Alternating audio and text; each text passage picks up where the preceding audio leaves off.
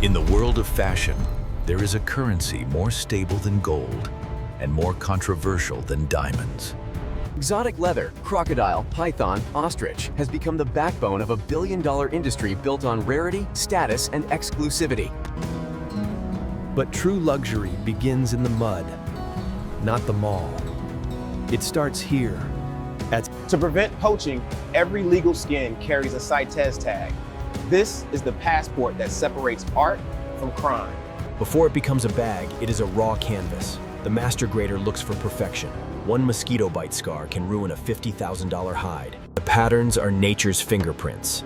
No two creatures are alike, making mass production impossible. Only the top 1% of skins make the cut for the high fashion houses of Europe. The rest are discarded. From the swamps of Louisiana and the jungles of Southeast Asia, the raw treasure travels to the tanneries of France and Italy. Here, inside these century-old walls, alchemy happens. The preservation of the skin begins. The skins must be chemically stabilized. We remove the natural fats and replace them with agents that prevent decay forever.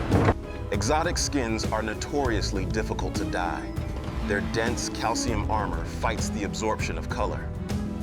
It is a game of chemistry and patience. Too hot, the skin shrinks. Too cool, the color fades. For the rarest Himalayan finish, the natural pigment is carefully bleached away, leaving a ghostly, snowy center. As they dry, they shrink. The tanner must predict the shrinkage to the millimeter, or the client will refuse the batch. The skins arrive at the atelier. The master artisan feels for break, the flexibility required to fold without cracking. Symmetry is the god of this industry. The center of the bag must align perfectly with the center of the animal. To achieve the mirror-like lisse finish, we don't use varnish. We use friction. An agate stone, under immense pressure, burns the skin's natural proteins into a permanent gloss.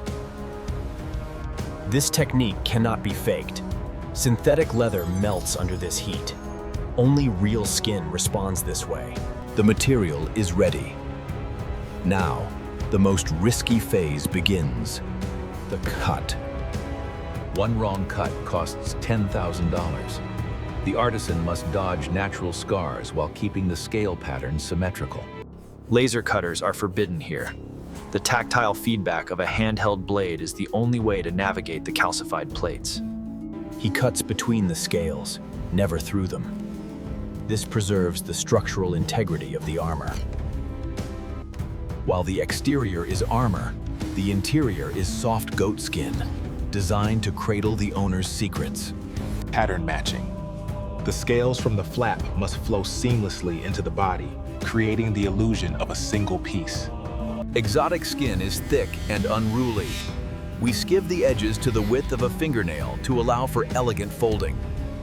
Because the skin is natural, it can stretch. We reinforce it with non-stretch tape to ensure the bag keeps its shape for decades. Assembly is a puzzle. Every fold is hammered and glued before a single stitch is sewn. The sides, or gussets, take the most stress. We use the flank of the animal here, where the scales are smaller and more flexible. The skeleton is ready. Now comes the soul of the craft, the saddle stitch. We do not use sewing machines for the structural seams. We use the double needle saddle stitch. Machines use a lock stitch that can unravel. The saddle stitch is a knot at every hole. If one breaks, the rest hold. The angle of the stitch is the signature of the brand. It must be consistent, regardless of the tough scales. Handles are the hardest. The leather fights the curve.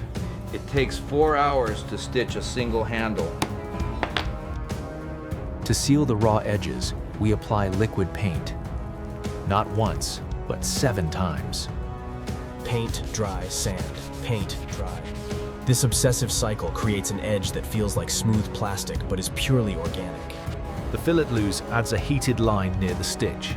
It compacts the fibers and adds a touch of bespoke elegance. The hardware is jewelry. Solid brass plated in gold or palladium, screwed in by hand, never glued. Every rivet is set manually. The mechanism must click with a sound that screams quality. The birth of the bag. The form is finalized, and the tension of the leather settles into its permanent shape. After 40 hours of labor, the bag is complete.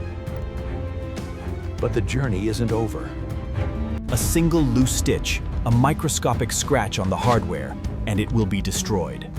There are no seconds in this world. The stamp is the seal of approval. It guarantees that this item was made by human hands, not robots. Packaging is a ritual.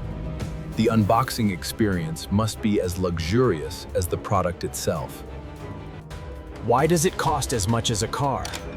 You are paying for the scarcity of the materials and the rarity of the skill. Fake exotic leather looks flat and uniform.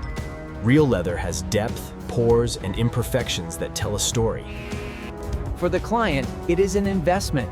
These bags often appreciate in value, outperforming the stock market. But for the artisan, the value is in the legacy. The knowledge that this object will last for 100 years. The techniques extend beyond bags. Shoes, jackets, furniture. The appetite for the exotic is endless. But as demand rises, so does the responsibility to protect the source.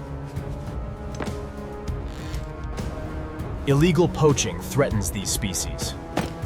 Buying without documentation fuels extinction. The luxury industry, ironically, has become a guardian. Farming ensures these species have economic value, protecting their habitats. Always look for the certification. It is the only way to ensure your luxury is not stolen from nature. The skills are dying.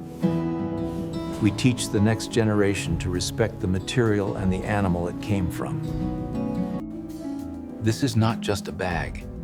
It is a collaboration between nature's design and human dexterity.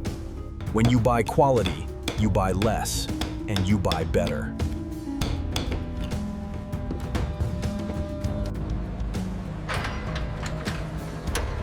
Hidden artistry is everywhere.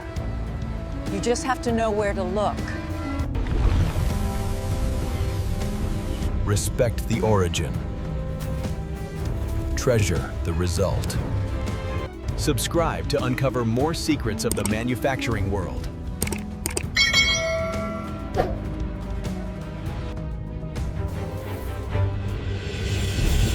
This has been a Hidden Artistry documentary.